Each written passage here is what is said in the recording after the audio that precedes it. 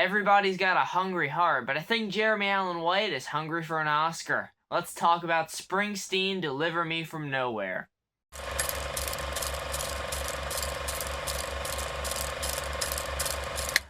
Hey guys, it's Joe Abbott here, and welcome to my review for Springsteen, Deliver Me From Nowhere. This is a Bruce Springsteen biopic starring Jeremy Allen White as the man himself, Bruce Springsteen.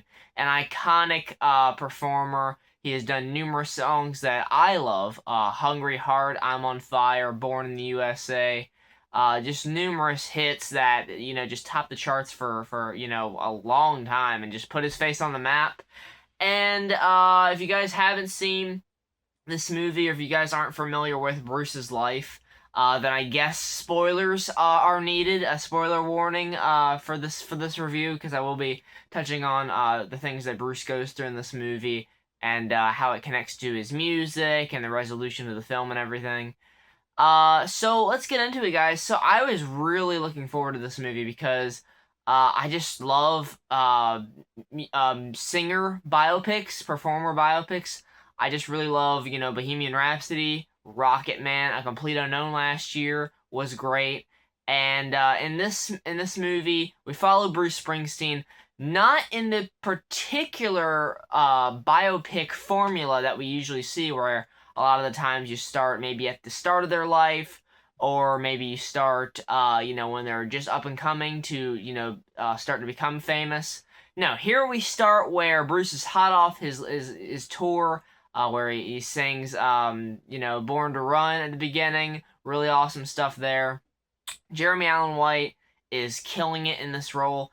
He sings, and it is not just, him singing to impersonate Bruce Springsteen. It is like a dead on, it's accurate, the depiction of Bruce Springsteen. His voice, it's uncanny, really. And I really, my jaw dropped when I first heard him singing, because it's the resemblance in their voices is crazy, dude. So he put in the work. I absolutely think he should be in talks for the Best Actor, Oscar this year.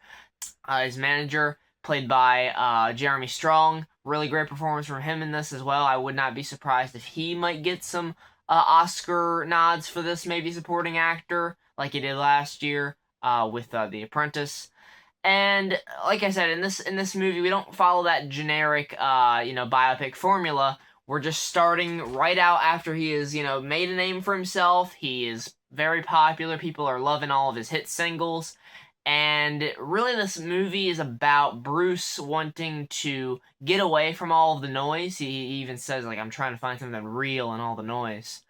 He's trying to get away from the spotlight, trying to get away from the noise, trying to get away from all of that publicity, the paparazzi, the fame, everything, to just record this album that is really about something, personal to him. That he's using this album to process what he's went through in his life, in his past, with his father, played by Stephen Graham.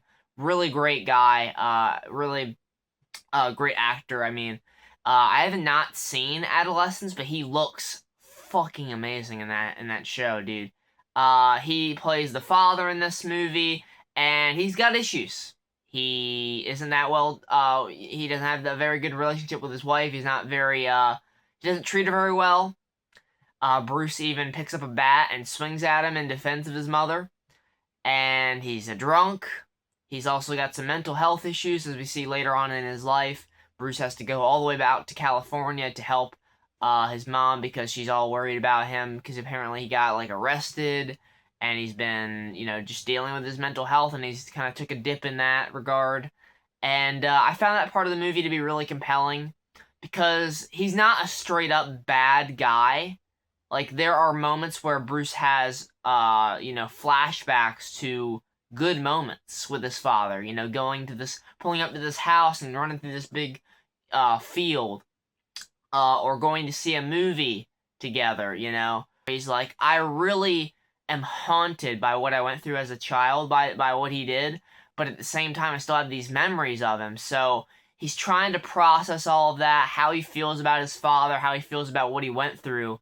And you have all this studio interference, all this noise around him, It reminded me a lot of A Complete Unknown, where these studios, these executives are just wanting, another hit, another tour, another, a big, we're taking off in this career.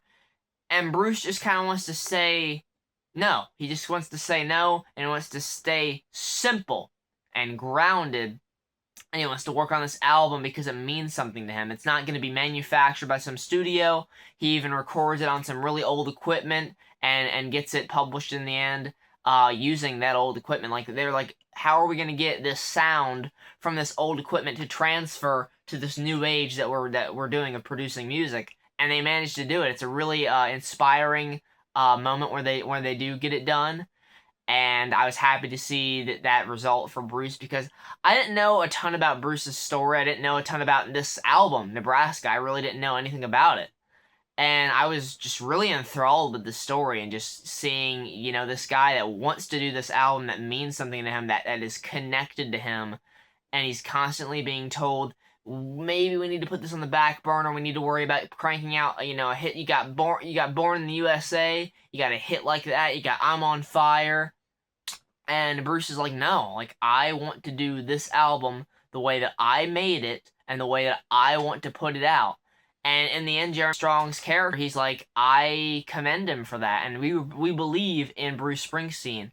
And the scene that I think he's going to get nominated for in particular is this moment where he is telling this guy that, look, I know you want, this big record-breaking album, but Bruce Springsteen is gonna do Bruce Springsteen. And if this album is that closely tied to him, and it's full of all of that raw emotion and that pain from his life, then we need to let him process that, and we need to ride this out, and we need to let him put this album out without any paparazzi, without even having him on the album cover, without even promoting it whatsoever. No singles, just an album. And I just really respected the fuck out of Bruce for that move, because it's a real, like, ballsy career move. But for him, it's not about the career, it's about himself battling these inner demons that he has. And it's the same reason that this romance that he has with this girl Faye, who is kind of not a real person, but is inspired by some of Bruce's girlfriends over the years. It's the reason that things don't work out there. And I felt the emotion from that. Jeremy just does a fucking amazing job in this movie. I was compelled. I was jamming out to the music, of course, as a Bruce Springsteen fan.